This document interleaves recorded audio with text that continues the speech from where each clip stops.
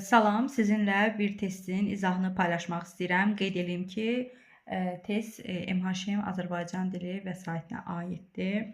6-cı testə baxaq. Deməli, deyir ki, düzəltmə feilləri göstərin. A variantında sildirmək feili sözün kökü sil, silməkdən sildirmək məstər şəkilçisi. Bu düzəltmədir. Görülmək feili gör sözün kökü, ül leksik şəkilçi, mək yenə məstər şəkilçi, qrammatik, vurmaq sözün kökü vur, maq qrammatik şəkilçi. Deməli A variantı deyil cavabımız. B variantına keçək. Sözün kökü sil, mək yenə qrammatik şəkilçi. Deməli kök və qrammatik şəkilçi olduğuna görə B də deyil.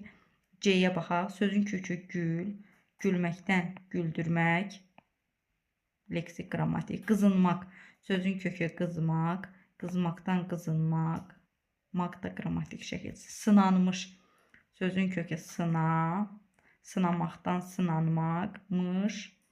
Deməli qrammatik şəkilçi. Cavabımız C variantıdır. D və Y variantını da izah eləyim. Baxmaq feilindən baxdırmaq feili, maq qrammatik şəkilçi. Vurmaq feilindən vurulmaq feili, maq qrammatik şəkilçi.